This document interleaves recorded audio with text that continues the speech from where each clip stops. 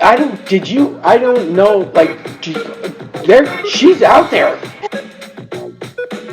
You're the Florida version of Sex in the City, JD. That's when I was smoking my cigar. Don't be an asshole today.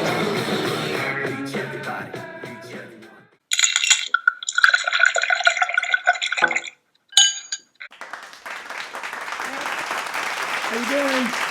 Good, how are you? Okay. I'm being very British today, and I'm having some tea, an afternoon tea, with Oh. my motivation mug. Okay. I'm having a Sprite Zero. What? Brits keep their tea bag in the tea when they drink the tea? They No, don't. no. Okay.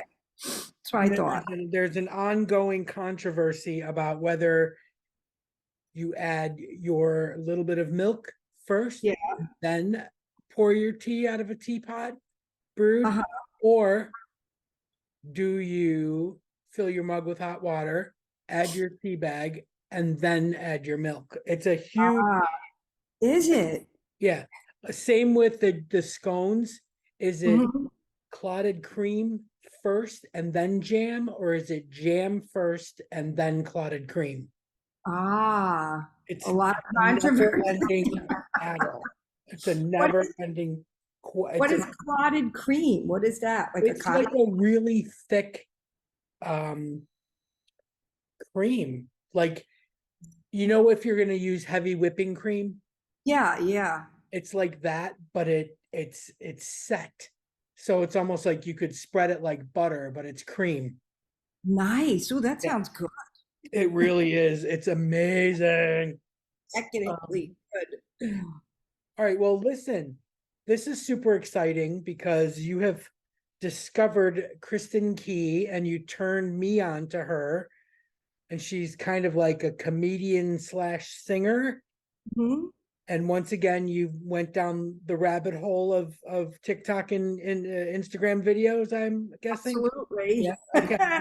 And So turned a bunch of people on to you'll be her. driving this train, JD. All right. I'm Okay, ready. there we go. Hey, everybody.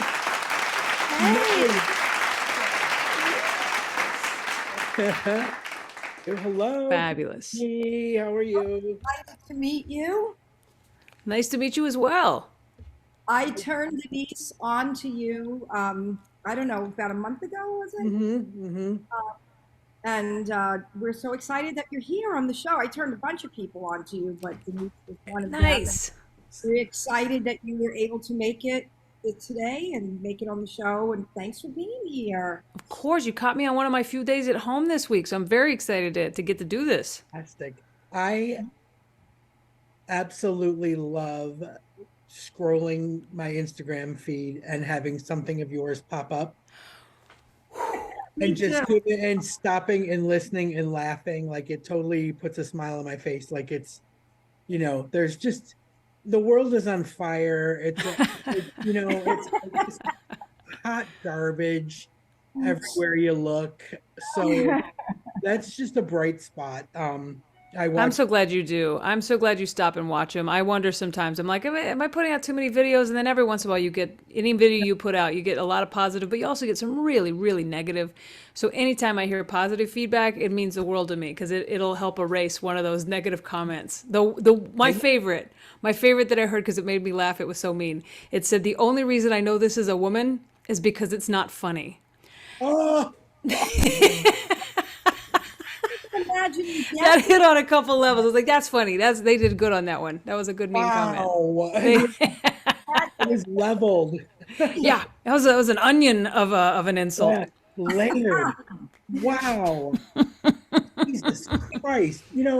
This is the thing. Like, I did an interview this week with the king of podcasts on his show Podcasters Row, and I kind of like veered off and went on this tangent about cancel culture and trolling and bullying online and and I said I just can't believe that grown-ups can't just scroll by. It's like Right? this innate thing in them. They can't turn their thumbs off. They have to brain to comment, brain to comment. Yeah. It's like, oh my God, I can't understand it. Like, I would much rather say something positive, share something positive or funny, than take the time to waste my brain power on a well-constructed insult. Yeah, Agreed. You know what I I get mean? that. Oh, it's exhausting. It really is.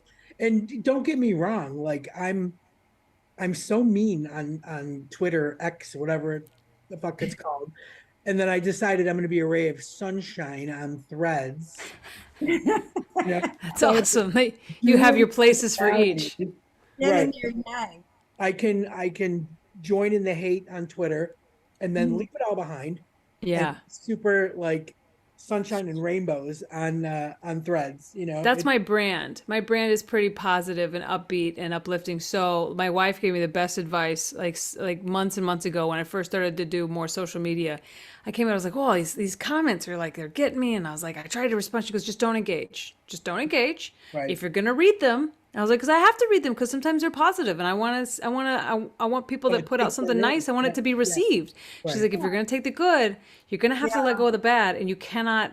Don't fight with these people. I was like, okay. And so now I try to just go, haha, whatever. Just people Yeah, being people, yeah. I go immediately to like what was it Jimmy Kimmel that had celebrities read the mean tweets about them. Yeah, yeah. I go immediately to that and how like that segment was just so damn funny. You Yeah. know, just like some of the like Julia Roberts, really? Like Which I just saw this yesterday. She was like, Julie Roberts, some people find her attractive. Her mouth is so big, she could eat an elephant. it's just, their reactions to them are like what we should be doing. Yeah. We should just be laughing that they they couldn't contain themselves and they had to respond. Right. That's one time I responded, to something that somebody wrote, and I forget what it was about. I'm sure it was about something gay or whatever, and I blasted them back and I said, because like, who are you? Yeah. A straight guy that no one's ever heard of, and it turned out he was like some like pretty famous podcast that I didn't know about. He's like, says me with my, whatever, couple 100,000 followers. And I was like, Right. so You know how I got. Go ahead. Sorry. you got to research it before you throw the burnout, Exactly. Right. Yeah, I don't engage. Yeah, I probably got the whole laughing at it thing when other people laughed at it for me years ago, before there was even social media, and it was more, and MySpace was out, and I had my song when I was traveling the bases, performing at the military bases, and someone wrote, and everyone loved the song. People were using it for their wedding song. It was a long distance love song, and then one person wrote, I like the song, but I'm not crazy about her voice. And I was like, it wasn't even that mean, right? But it was, and Kelly, my friend that worked in the office in our business, and my ex they just started laughing hysterically at that. They thought it was so, because I was like so aghast, like everything was so positive up until then, and then I'm like, oh my God, and that got me laughing about it. So I think you're right. Yeah. Kristin, you just take the funny part about it, then like Got it. Yeah. Yeah. Because I feel like we all have a negative voice in our head that says everything we might be self-conscious about. So when someone says it on the internet in a comment, that voice in your head goes, "See, I told you you're a piece of shit." And you're like, "Oh, shut up, mean voice, Kristin." Like, you cannot let that Right. be louder. You have to just sink it down. Yeah. It's so true. It's ridiculous. Like, I think, it's just where we're at as a society now, and it sucks. It absolutely sucks. But we have the opportunity to put a little bit more good in the world. And so I think that's like, that for me, that's what, if someone says something mean to me, I'll go and like, I don't know, someone's TikTok or something that maybe doesn't have enough view. I'll just be like, you're awesome or whatever. Just like a positive comment here or there on somebody that I appreciate their stand-up or their music or something, or a young content creator that's doing it just to have, some sense of like community. Yeah, I'll just spread a little positivity. To me, it's like, I don't know if it erases it, but I think it's more powerful, one of the latest clips that you posted had me, it would just like kind of like summarize my relationship with my wife, and I like sent her the link and said, this is us. It's so good. Like, it's just funny stuff. I love observational comedy, but like that's my favorite kind, because I feel like all throughout the day, like my inner voice is making fun of my cats, kind of like, like I think like, and I kind of say it out loud what I think they might be thinking in that moment. Right. And it's just like, it's just so my cat is sitting right here staring at me like, who are you talking to? Right. There's nobody there. Yeah, you're talking to a computer, you crazy lady. Yeah, here we go. Okay. She's good. Okay. Well, I found you on Instagram, like I think a lot of people found you with your anthem, your gay girl anthem. Yeah, my lesbian national anthem. Yeah. Brilliant. That. And I think that was the first thing I sent to Denise. Yeah, that was the first thing. Then I started following. Yeah. And I was wondering, was that a big push for you? Like, did you get a lot of people? Like, was I not alone in that? Because that's how I found you. Did a lot of people? Was it just us? No, it ended up being, it went viral, but not the first time I posted it. I remember I wrote that back in 2021, I think, or early 2022, and I was on this online live streaming comedy show called Social Distancing Social Club. And we were just kind of riffing. And I said something about, of course they play the Lesbian National Anthem. And then we kind of joke, and I kind of riffed a little version of a Lesbian National Anthem. And then I do a live stream show. And so I was like, I should write the Lesbian National Anthem for my live stream just for one of our like song challenges. And then I played it, didn't think anything of it. And I was like, I'll record it and put it on TikTok. And then it got a lot, like several, like 40, 50,000 views. And I didn't think anything of it. And then a few months went by and I was like, I'm going to repost it for like some gay event, holiday or whatever. And that's when it caught traction and started like really, really gaining some tread. But yeah, now it's like more people have heard it, and it's kind of been that's what people remember me by when they come see my show. Like, I know that song. I'm like, oh. You just hit on every one of our like stereotypical points, that we're all aware of. You know what I mean? It's just, they're stereotypes because they're true. I drive a Subaru. I have these hiking shoes. The only thing I don't have is currently I don't have a pet with any ex-girlfriends, but I have in the past.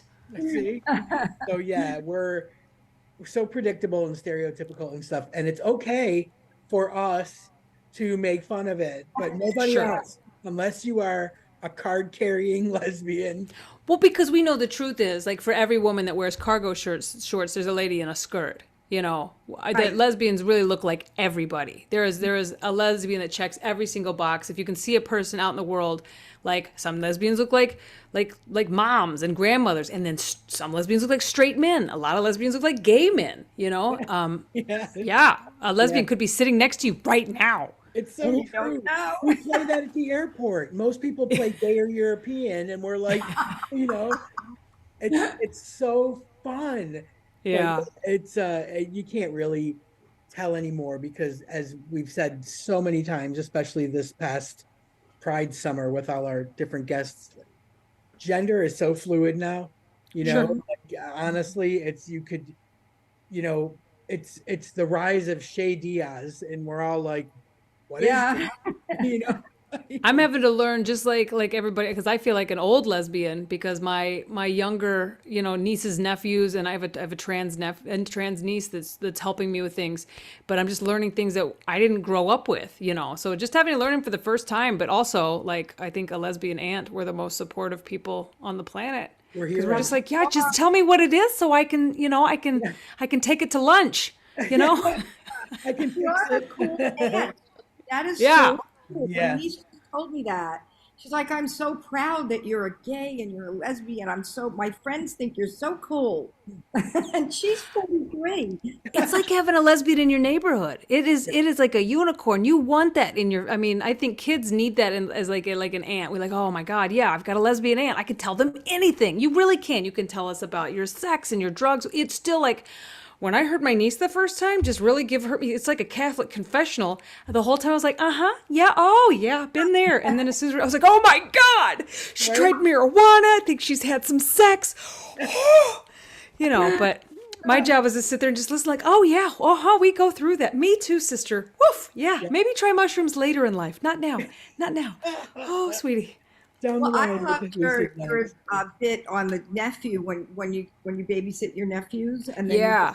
you have whatever, the sugar, the candy, whatever, all the rules you get.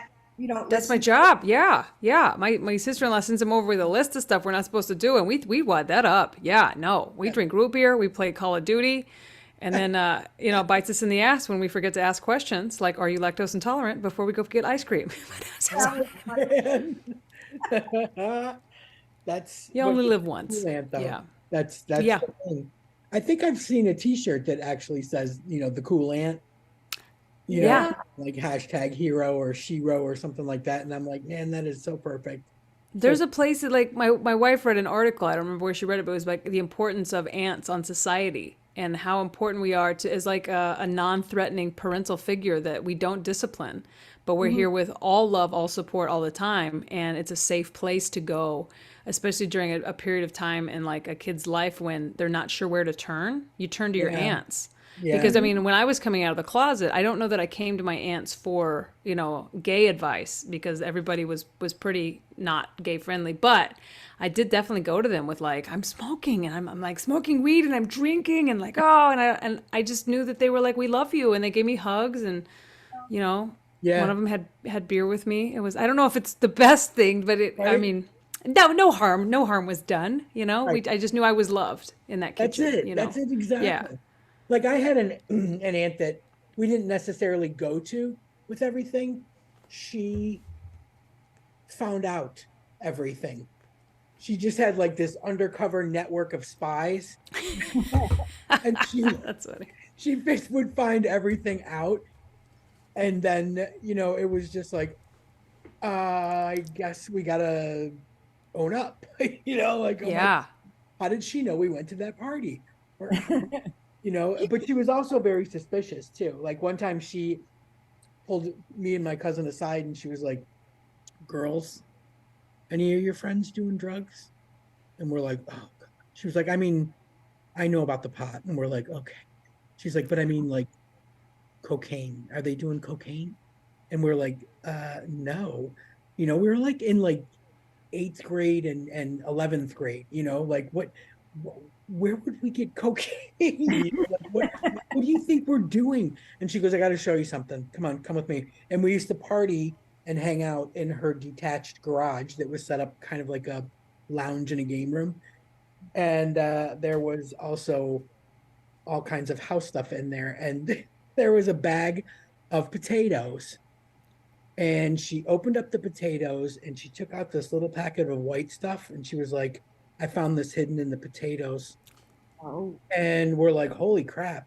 So my cousin, being all angsty, was like looking at the potato bag, looking at the little sack of white stuff. And she was like, Mother, these are rock salt potatoes. That is rock salt in the bag. And she like opened it up and stuck her finger and did it like, like a New York detective. Yeah.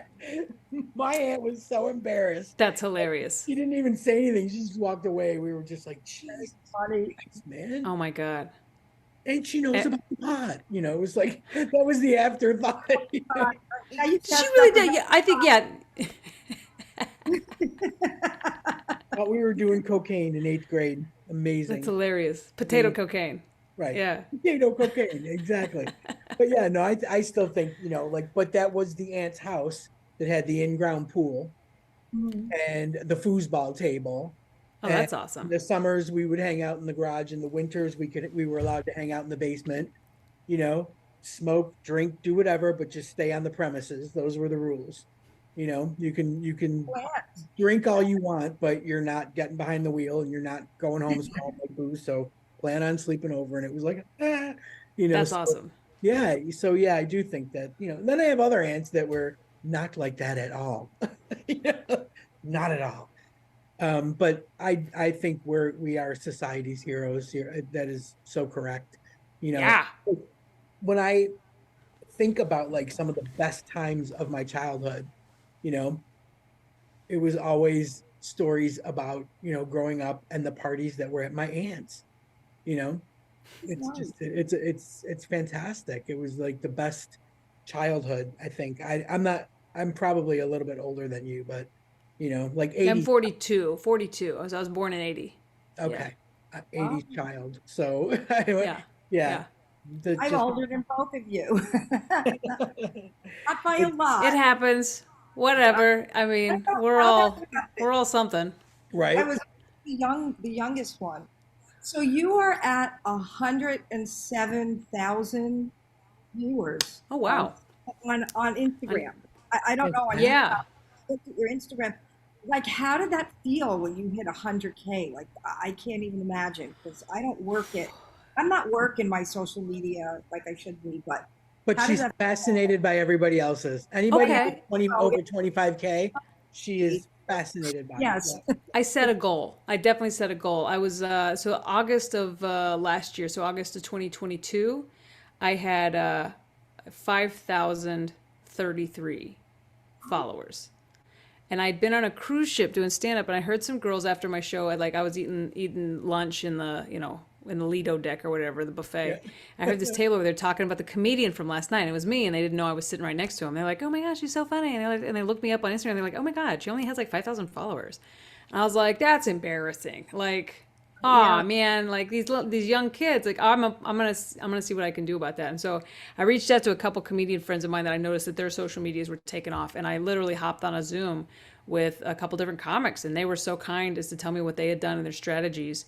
And I've done the same for other comics now. And then I just started, I really started like clipping and posting clips, and then seeing the ones that did well. And thankfully I had some gems in my act that had never been, because before pandemic, you just didn't want to post your act because you don't want the audience to see it before they come see your show. That was the old mentality. Right. Now everything changed. The way that people are viewing content, because I think like the older generation was like, oh, kids are just on their phones all the time. Well, they are to an extent. They're on their phones to find things that they want to do in real life. Mm-hmm. They go and they scroll and they see people skiing. I want to go skiing. Like, I want that picture. I want to be where that picture's taken. They see a comedian. It's not just like, oh, I watched a comedian's clip. They want to see the comedian live. So stand-up has had this huge boom because of TikTok and Reels and, Facebook and YouTube, because the younger generation is seeing this amazing art form for the very first time, and they've never been in a comedy club before, or when like theaters now are actually having, like, I'm playing more theaters than I ever did before because we can bring my lesbian army somewhere, Right. So it's the social media, like finding what my act was, like kind of who I am as an entertainer and what message I have throughout my act, and being able to put more videos that had that message go forward, because it's like some of them are lesbian but some of them aren't, but it is pretty family friendly. There's not going to be a lot of swearing in there. You're not going to see a lot of sex, but anyway, it's kind of picked up a new fan base that I wasn't connected with before, and because it's so nice. It's you did that in a year. it's Wow. more mainstream. Yeah. That's amazing. You set the goal last year, did you say? Last August? The goal was I wanted, I think, 50,000, and then we hit that in about 4 months. And so then we just, after that, I was like, everything else is bonus. Let's hope for 75. And then we hit 75. And so when 100 came around, I was like, well, this is very exciting. This is really, really great. Is that getting you more work? Like, are you traveling more? Does that reflect what you have? Well, my schedule was full. My schedule was full of cruise ships, because I got into cruises a few years ago, and the cruises, they like me. And so they'll fill my whole calendar a year or two in advance. And so my calendar was full. What this did was I'm now putting in events in places that I don't have holes in my calendar, but I'm squeezing stuff in, because I think my new strategy is I might have to pull off some cruises to make room for touring, because touring is more, it makes more sense and it makes more money. But I've been surprised, like every experiment that I'm doing of like, oh, let's play Cobb's in San Francisco. Let's first see if they'll book me. We'll just reach out, see if they'll book me. They said yes, like that. I was like, okay, well, let's see if we can get enough tickets sold to make it worth everybody's while, and I get in there and it's like, oh wow, we have a lot of lesbians. This is great. And so now every time we put together a deal with a theater, like we just came back from Everett, Washington, and the theater was almost full. We almost sold it out, and so it's pretty exciting. And the fun part is, as a comic that's been doing this for 23 years, they're all there to see me. Right. How fun is that? Right. Usually, back in the day, it's you just go and there are people that are just there to see some comedy. And Right. whoever they're in front of, they're like, well, I guess we'll deal with this. And Right.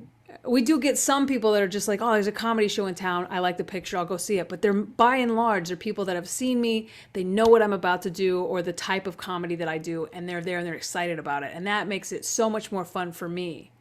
Oh yeah. Reach is Yeah. incredible. Like the reach is amazing. Where you can be based anywhere, but here you are putting up reels and putting up clips and everything, and people from everywhere are seeing them. So there you are in Everett, and people Yeah. see you, and it's probably because they saw something that they liked and connected with or whatever, and oh, look who's in town, kind of thing. Yeah. So it's Well, and I target market to them. I can't officially target market to lesbians because it's illegal. So you have to find creative ways to target, like do targeted ads to things that lesbians might like. So like I'll always target ads to people who have interests in like pickleball and golf and WNBA and Subarus and hiking sandals and cats and dogs and crocheting. Subarus. Yeah. And then I'll look out in the audience and be like, all right, mainly I got lesbians, a lot of short hair lesbians, some couples, and then I'll be like, and those ladies just love cats. Yeah. Oh, I hope they're gonna be okay. And by the end of it, they're like, "Oh, now they're in the lesbian army too. They're cool with it." That's so funny. It's silent recruiting, It is. Little dog. Everybody can join. Yes. Yeah. Everybody can join. Silent recruiting. That's funny. How did you get the idea of combining your music with the comedy? Because that's not something you see a lot of. Like I It's remember like chicken and the egg. Martin did What it came first? somewhat. Yeah, exactly. He did it somewhat with the banjo, but not a lot back in the 70s, Steve Martin. Yeah. It's different. Yeah. He was so funny too. I still love watching his old specials and listening to his old albums. He was so clever, and he was so like silly. And I like silly comedians very much. Yes. I started with just stand-up for the first 6-7 years. I think it was just straight stand-up, no music in it. And I played the guitar, like I had learned the guitar from my brother, like just growing up in the late 90s, early 2000s. We would play any song that he had the tab to. We learned how to play together, and we would sit around at parties. We were that brother and sister combo that were just like my wife used to call us the show-off twins. Like one of us would play a song and be like, oh no, look what I can do. No, look what I can do. And so we would just play like off, and I was starting my stand-up career and everything. And then a few years in, a friend of mine ran a local college radio station, and so he had me on as a guest several times. And one time he was like, can you write a song for Valentine's Day? And I was like, yeah, absolutely. So I'd never written a song before, so I sat down and it was like, man, it took like 5 minutes, and it was fast. It was a good song. I still like it. And I was like, wow, this is really fun. And so I played it on the station. It was called the Passive Aggressive Love Song. And the college students really enjoyed it. And then I wrote another song when St. Patrick's Day rolled around. I wrote the St. Patrick's Day song. And then I would just kind of keep it to like writing a song for a holiday, but didn't really think about putting it in the act until like I needed something to close with for a show. And so I closed with the St. Patrick's Day song. And then years went by, and I would just like, I don't know, I'd keep the guitar on the side of the stage, and at the very end, I'd play one song at the end, thank you and good night. And a manager I had told me, she was like, why don't you play more in your act? I was like, nobody wants to hear somebody sing the whole time. They're like, well, you don't have to sing the whole time. Why don't you just try putting it in more? I was like, I don't know what you mean, but this is a stupid idea. And I said, but I'll try it. I'll try it, because this other lady had just recently encouraged me to come out of the closet, and that went really well, because I was in the closet on stage till I was 35. And so this is all the way up into, this is, what is it, like 2015? Is that right? Yeah. So I come out of the closet, and I come out of the closet as a guitar playing comedian, because I put it in the act, like I went up for maybe like a 20-minute set, and I just had the guitar when I walked up with me, and I played it the whole time, but I only sang a little bit, but I played the whole time. And it was like, it was so crazy how well it fit to just like noodle and play, if I have a type of a joke, if I'm going to more like a couple's joke or a romantic joke, well, I know chords that are more romantic, so I'd play more of a romantic chord progression. Or if things get a little dark, I go into a minor chord, and so it's like, oh, wow, this is really fun. I can like set not only the mood, but I can really set some timing with it. I can use it for punctuations. And so it really became like another layer to stand up, to where like I'll leave it off, like every once in a while I'll do a show without it, just to see like, oh, what does it feel like to have that freedom to just walk around the stage with a microphone? I'm like, well, that is freeing, but I feel more freedom. Put the mic back in the mic stand, get my guitar out. Oh, okay, this is, man, I can go anywhere. I can take you with me. I can suck you in. I can stop playing it and make you miss it. Like there's a lot to it that I really enjoy having. It's like I don't know, it's like having a little superpower. It's like and in a way, music, like you're setting your own musical score. Yeah. Your act, Yeah. That's so cool. Yeah.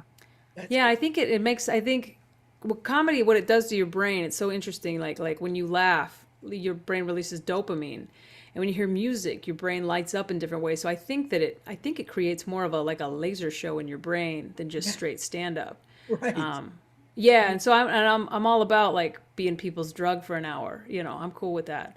So whatever I can shove into you in an hour, let's do it. That's what comedy is, and I never, like, there are times that, like, we went to go see Hannah Gadsby at the so good, so clever, right, at the London Palladium. Yeah. And wow, I love her. She had an opening act, Grace Petrie, who very butch little lesbian with a little vest and a tie and jeans, and played these amazing songs that were so politically charged and feminine, and like it was probably the first time that and then these little comedic bits in between, kind of to set the tone for the next song. Yeah. And when she was done, like I just looked at my wife and I was like, who is that? Like, why have I never heard about her before? Like, and now I follow her on Twitter and Insta and all that kind of stuff. But, first of all, I never heard of a comedian having an opening act. That was huge. But I did wonder if it had to do with the injury, because, she had her leg in a cast or a boot. And it's pretty customary. Yeah, usually you do. You have a warm up act. Yeah. But it was what was her name? I want to look her up now. Grace Petrie, Petrie. Got it. Yeah, really, really cool, great lead-in. What a choice, first of all, and then what a gig, right? To be seen by all these people that are coming to see Hannah Gadsby. There was no advertising that there was going to be an opening act. It was like Hannah Gadsby. Also pretty customary. Yeah. So it was like a happy surprise. It was fantastic. That's was wonderful. Yeah. But I didn't expect that at all. So that was like super cool. Like one of my first comedians with a guitar that I liked. We get a lot of bad press. Like we get the what I grew up with when I was first starting stand-up was I didn't want to play the guitar in my act, because everybody I don't want to be like some fucking hacky guitar comic. I'm like, no, I don't want to be some hacky guitar comic. And so I didn't play it for a long time. That's why when my manager realized that you should play, I was like, well, I don't want to be a hacky guitar comic. She was like, are you hacky? I was like, no. And she was like, are you good at the guitar? I was like, yeah, I'm getting better all the time. She's like, I mean, if you're good at it and you're original, you can do it. And so I kind of got permission. Plus I'd seen one other guitar playing comedian that I was like blown away by. I was like, well, and then I asked him, I was like, how do you do this? You know, do you worry about people calling you a hacky guitar comic? He goes, people call me that all the time. Who gives a shit? If they could play the guitar, they would. And I was like, that is a good point. If they could play the guitar, they probably would. Yeah. It's so true. It's so Yeah. true. Yeah. I think Aki is more puppets. You know what though? I've seen some anything that I'm a big fan of variety shows anyway, but I've seen comics do all kinds of things that are outside the realm of straight stand-up comedy. I think are brilliant. And so Yeah. now I will not fault anybody for whatever, because like Randy Feltface is technically a puppet comic. And Randy Feltface, if you've never heard of him, is he Australian or New Zealand? Someone's going to get really mad at me for not knowing. Anyway, he's Right, either that Australian or one. New Zealand. Right, God damn it. I'm so sorry, Randy. Ugh, I'm going to say he's Aussie. Don't even make Anyway, it that. We'll just Purple say, Puppet. on that side of the world. Randy Feltface, Purple Puppet, and he's the guy. So it's just a purple puppet called Randy Feltface. Brilliant comedy. So I can't fault him for that. I knew a juggler coming up. His name was Tommy Drake out of Houston, used to open for Cher. Tommy Drake was one of the funniest comics I ever watched, and he would do it while he's juggling a bowling ball and a knife and a carrot all at the same time. Jesus. So yeah, I can't. I'm always going to be on the side of the variety comic. I'll never call anybody hacky for it. I'll be like, whatever you can do, put it in your fucking act. I don't care. You know what? Yeah. My cousin worked in Las Vegas he was a hairdresser, flaming queer, and What? A hairdresser? That never Right? happens. for Lola Falana. Oh, there you Big, go. right? Big headliner back then. Anyways, he, of course, was meeting all kinds of celebrities and whatnot. And I will never forget. And I was way too young to appreciate the adult humor. But one year for New Year's Eve, he brought home Waylon Flowers and Madam, who performed in my living room. Oh, Like Wow. puppeteer, right? Like Yeah. And it was just like I remember, seeing them on like late night talk shows and stuff, and they were there in my living room, but my parents wouldn't let me stay up for the comedy portion of the evening. But That's funny. yeah, it was pretty cool. So yeah, I wouldn't knock it, but I do think like sometimes it's a little shticky, If you're not good at both, it's difficult to Right. sit through. You have to be very good at both, I think. And so when other comics will come up and be like, I want to put the guitar in my act, should I? I'm like, well, how long have you been doing stand up? Are you a good comedian? And then are you a good guitar player? Then meld them together and do them both at a high level. But if you're shaky on one or the other, really work on the one you're shaky on so that when you do put them together, no one has to, because the audience, it's a huge mirror. Performing in front of an audience, they see everything. So if you go up very confidently and you're good at both and you found a fun way to weave them together, great. But You if don't not, find that trying to keep the two things playing and your act, like there's no one is more domineering than the other. Like I find that, I don't know, because I don't play an instrument, I don't sing, and I've only done stand up like maybe 4 or 5 times. So, but I can't imagine myself doing two things at once and having both of them be good. they like, help each The other, brain I doesn't think. fight. No. It's the other way around. The stand up goes first, of course, because it's a comedy show. And so the laugh is always it's always about the laugh. But if you can get the laugh with the guitar with no words, that's fun. That's a bonus. That's an Oh, extra laugh. right. You know? I would imagine people probably at this point would miss the guitar with your act because Well, except for some people on the internet that still to this Oh, day no. have issues with it. Why does she have the fucking guitar? Why does she play it? Like, there's some clips where it's there, but it's a bit where I didn't use it. And they're like, why is she even holding a guitar if she's not singing? It's like, well, so some people really, they get as mad about that as that they do that I don't look like a traditional woman. For some Oh. reason, they just hate the guitar. But yeah, for me, I think if I went on stage without it, it would be like is someone gonna bring it to her? Like, I was like, where is it? It's definitely, yeah. Do what? They'd be like, when is she going to play that song? Like one of your songs that you Right. Yeah, Yeah. I've it's noticed part that of the show. quite a few It's songs such work. talent. Like it's not just comedy and it's not just music. It's being extremely talented in both things and bringing them together. And that's It's kind of you to say. It's always a tightrope walk. It could always go south at any moment. you think.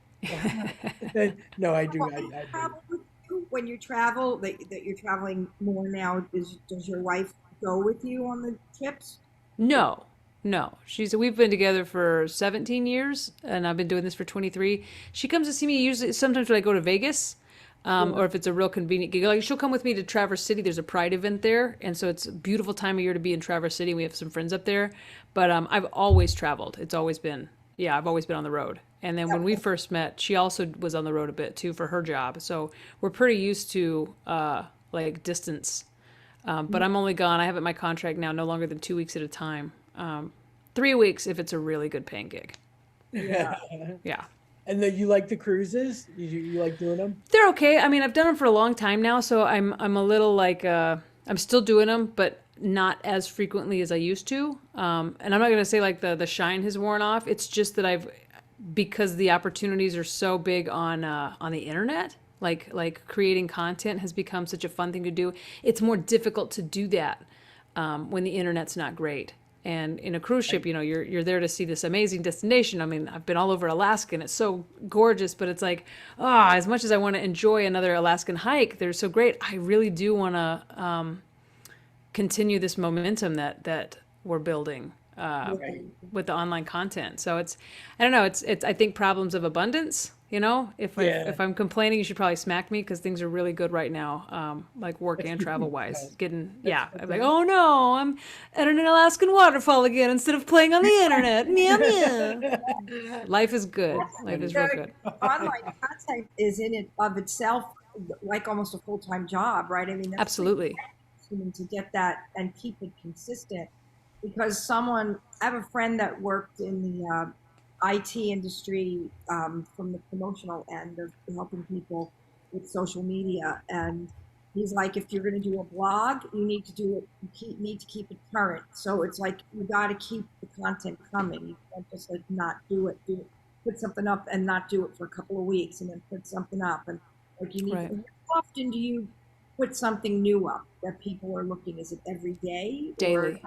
It's daily. Yeah. Wow. And that changed when we started really really working. And I keep saying we, it's I've done like I've just brought in a new like brand manager in the last month or so, and she's helping me like grow the podcast bigger, and just like take everything that I've grown and make it bigger. So now I have a little bit larger team that's helping online, because it is a little bit overwhelming to have new content every morning. Especially like to post at like 6 a.m. or hit the hot times where I want the most people on the East Coast and Central Time Zone to get it. I need it up by 5 or 6 in the morning, and the videos have to be clipped and edited, and they have to be new. So it's a lot. I mean, it's I like it though. Like for me, it's fun because I'm sober now. Like I got sober like 7 years ago. Prior to that, I mean, it would have been very difficult because my whole job was just to go to a comedy club, get shit-faced, wake up at noon, smoke some weed, get showered, get at the club, try to eat something during the day, and then lather, rinse, repeat. And then I got sober and I got a lot of not free time. I got more time on my hands and more energy. So it is nice that now there is a world with so many opportunities because I have, I'm present for them, and I do. I am focused. Yeah. I don't, I like today I went for a nice walk with my wife and we had a picnic. And I was like, this is it today. The rest of the day I've got stuff. And so I'm going to be busy all night long. She's like, just promise me we can play that video game, golf game one time tonight. I was like, we can play 18 holes before bed. Other than that, I'm going to be working. And so it's like, again, problems of abundance. I work really hard. I spend a lot of time, doing all this stuff and keeping all the balls juggling in the air and keeping a tour schedule going and trying to approach new opportunities. But, it's all fun stuff to be working on. That's great. Definitely. Yeah. And you manage your career also, or you have a manager that books your tours and books your cruises? That's a tough one. It's a tough one to answer. I do have a manager, but I also do a lot of stuff that she does not do. So, yeah, Yeah. yeah. This is since pandemic reopened, we've noticed that things are a different situation than when we started.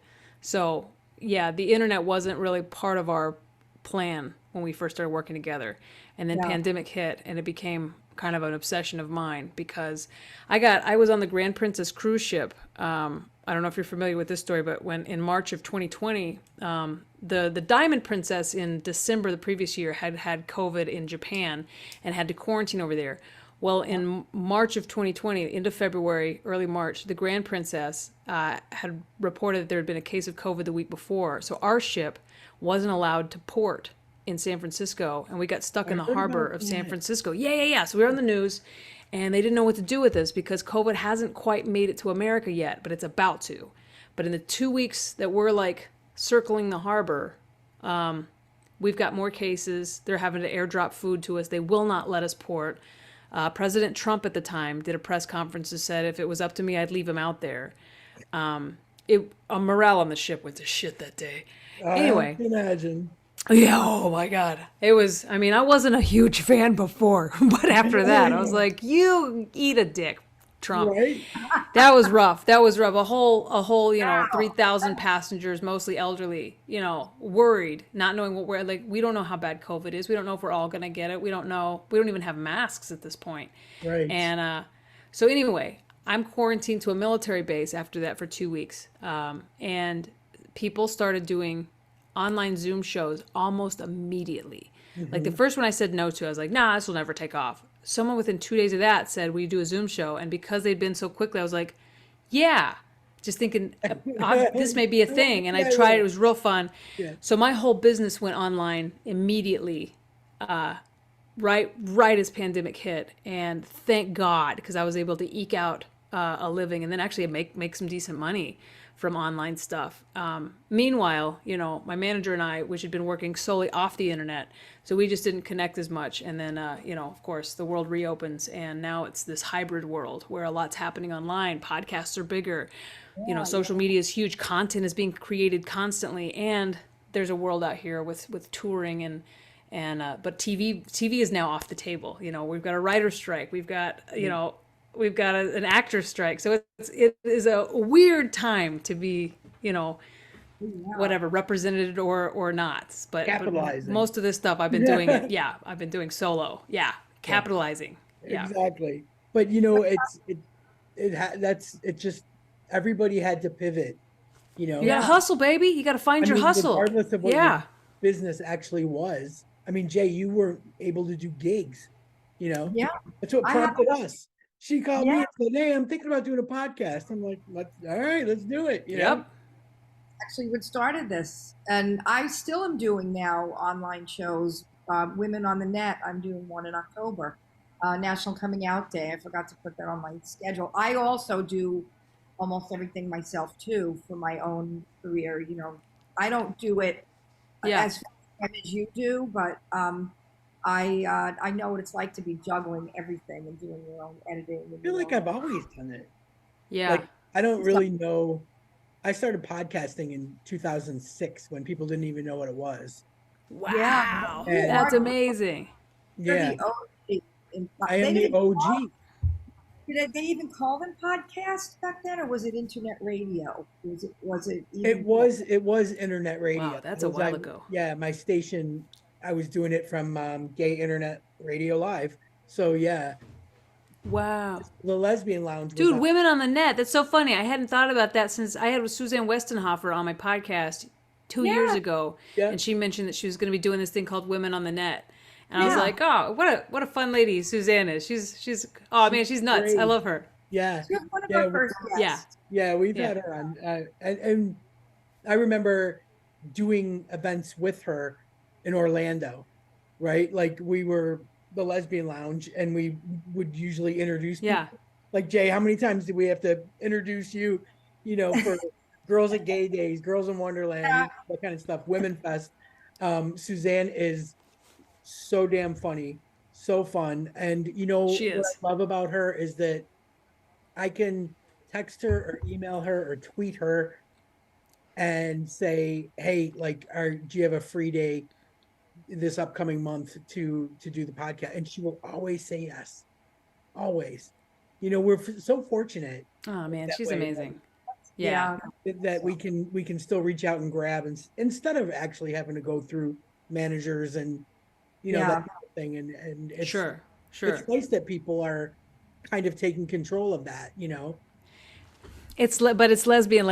Like if I'm Oh, totally. approached for a lesbian Totally. project, it's a lot easier to just go, yeah, I'll field this one. If it's like some rando, like, hey, you want to come do this and this in Sheboygan or whatever, I'm like, they didn't say lesbian.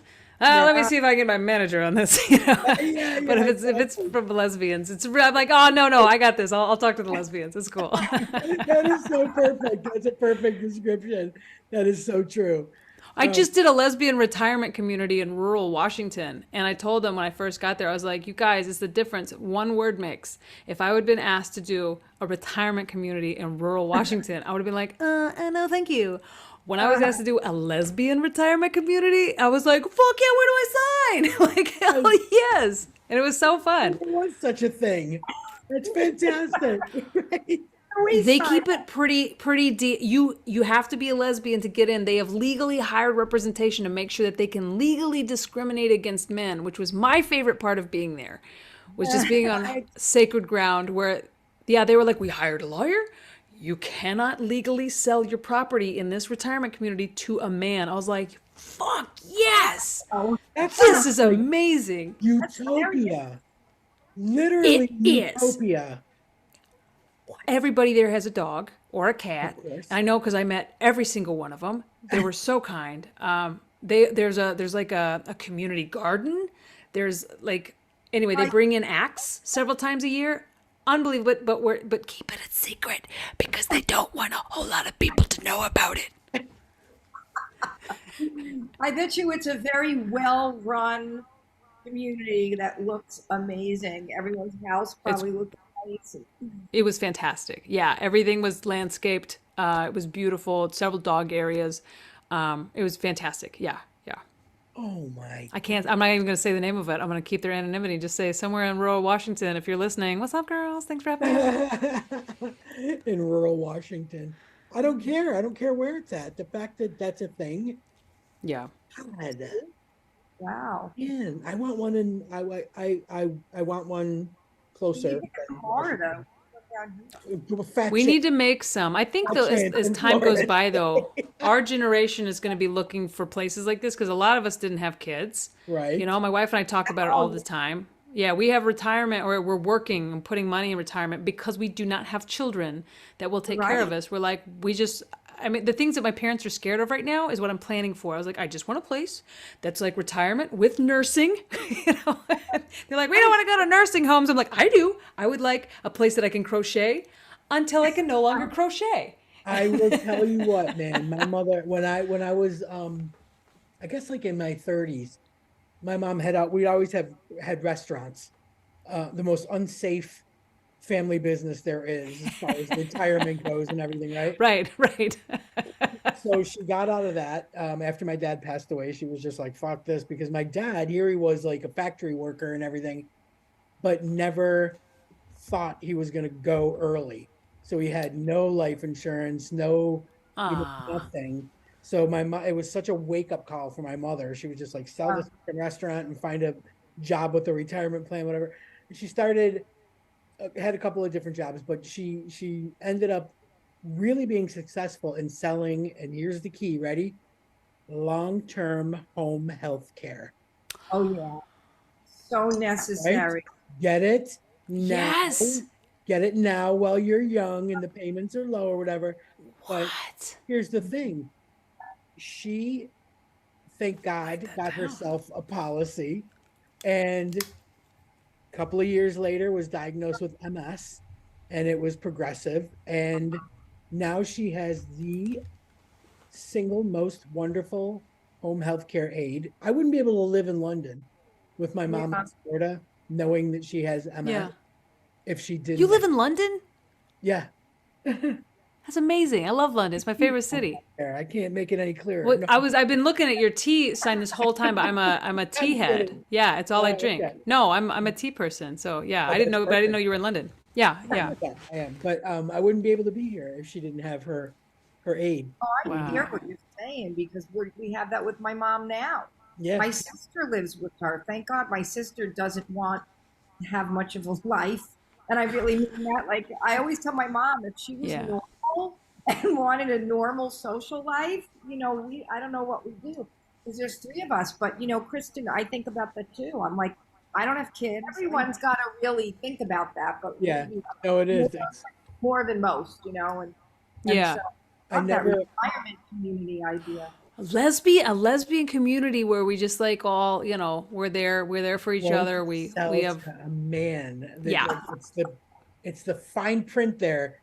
That's the seller. Yeah. It's the golden nugget. they had to get a lawyer and they had to like declare there was like a private group or something. There was some legal loophole to make it where you could legally discriminate against men. And Sovereignty. which that's the phrase itself gets me a little turned on. I mean, it just feels so good. Yeah. Oh man, my wife would do a somersault right now if she heard that. She's very sick of the white patriarchy right now. The rich white male patriarchy right now. She's on a bender. We can't watch anything Yeah. without her making a comment about it, and I'm just like, oof. Did she enjoy Barbie? That's, I think, the single best thing about the Barbie movie was We have the not seen it yet. Then never mind. I'm not going to say anything. I'm just going to tell your wife, just like wear a pink T-shirt and have a great day because it is like the most fun day you can have wearing pink. Yeah. Yeah, I wore pink for that. I've got a whole new relationship with the color pink because of the Barbie movie. Oh, how funny! Love it so much. Yeah. Yeah, we definitely have plans to. Her Yeah. Ken folks didn't are here have from an identity Australia. without Barbie, right? Was that the whole premise that Ken didn't have much of an identity without her? Like he couldn't Kind of. It's so deep. There's a lot of layers, but I mean, it's before I saw it, like a friend of mine, this guy comic was like, oh, I fucking hate that movie. It was a stupid movie. I was like, really? You got really upset about a movie? Like, what is it? Is it you or is it the movie? And I was like, because I heard that it has like some like, I don't know, anti-patriarchy undertones. He goes, they are not subtle. They are overt. And I was like, oh, I'm going to love this movie. So it's I don't know. It's I don't know. I kind of need you to see it to understand. I don't want to spoil anything for you. We're just at a time right now where we need to be shoving that down throats because it's not going down easy.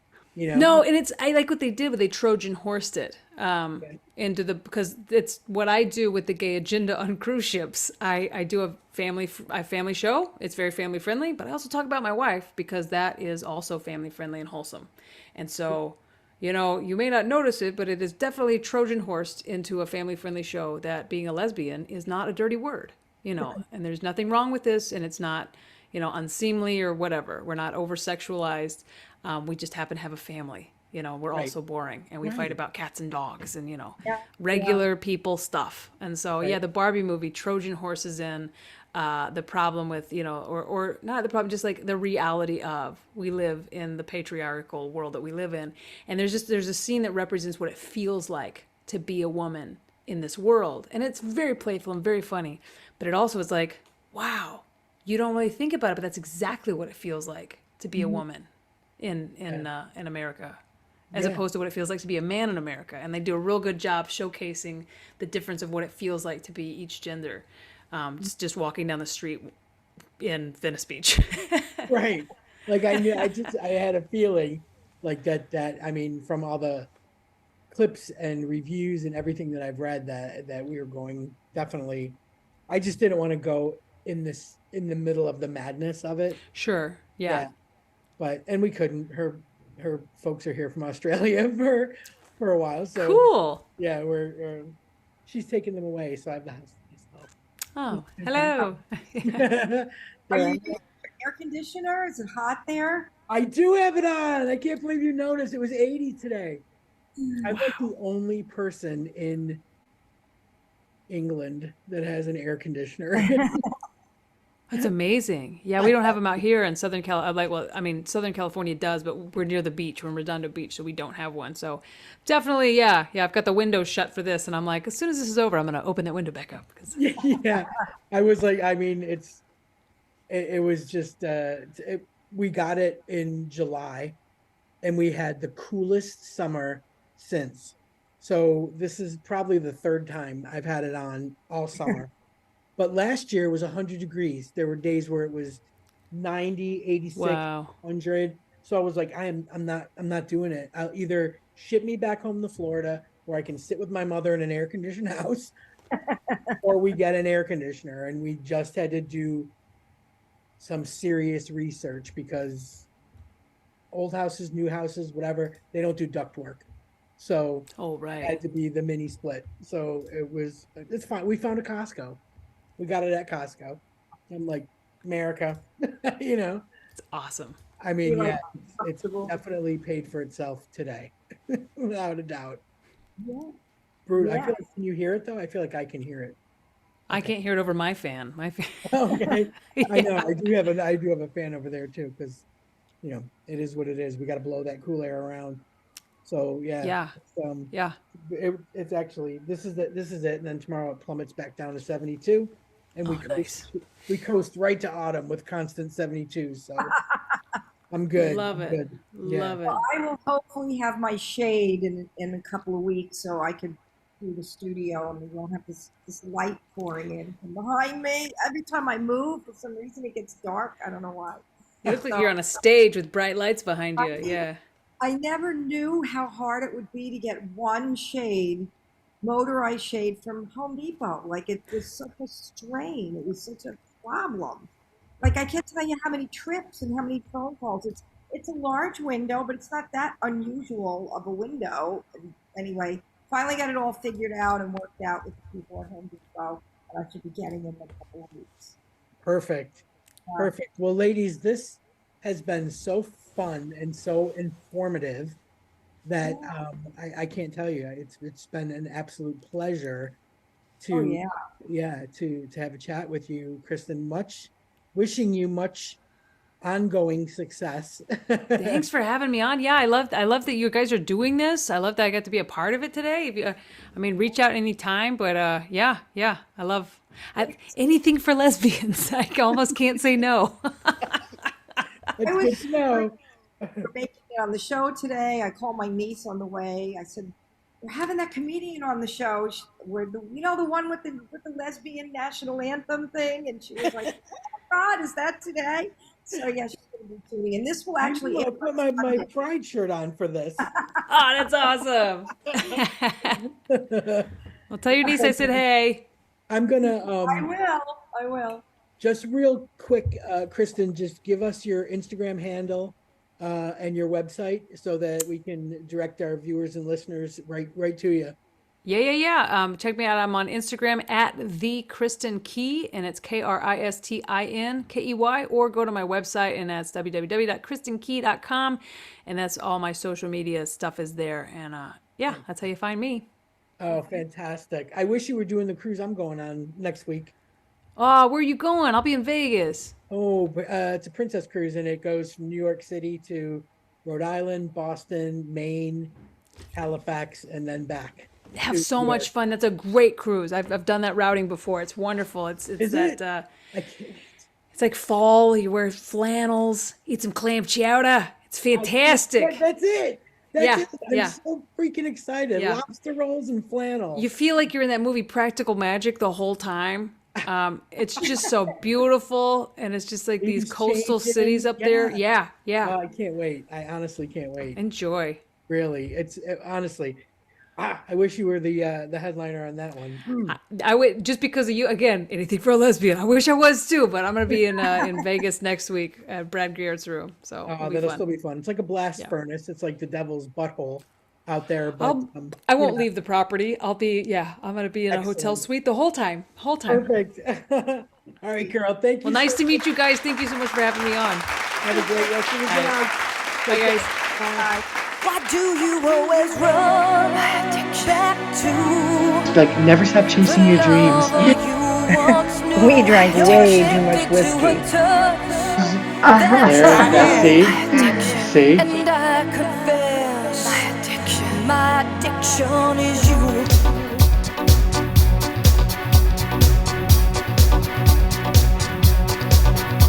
Don't ask me why I'm here tonight. I had to take this midnight drive to find you. And as I come in through the door, I see her dancing on the floor beside you. Why do you always run back to the lover you once knew? You're addicted to her touch, that's true. And I confess, my addiction is you.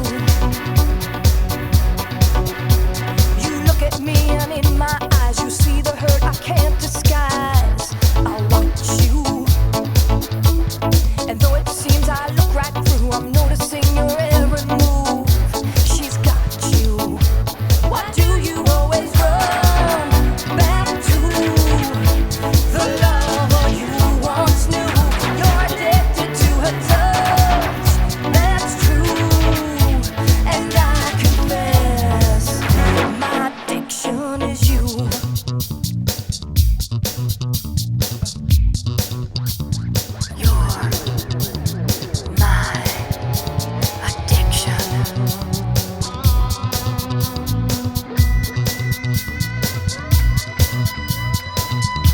Why do you always run back to the lover you once knew? You're addicted to her touch, that's true. And I confess, my addiction is you. I turn away to mask the pain, but jealousy reveals my rage and madness. And knowing you can read my mind consumes me in a shameful kind of sadness. Why do you always run back to the lover you once knew? You're addicted to her touch, that's true. And I confess, my addiction is you. You are my drug, my ever waking need. I got you in my blood. You've got me on my knees. Why do you always run back to the love you once knew? You're addicted to her touch.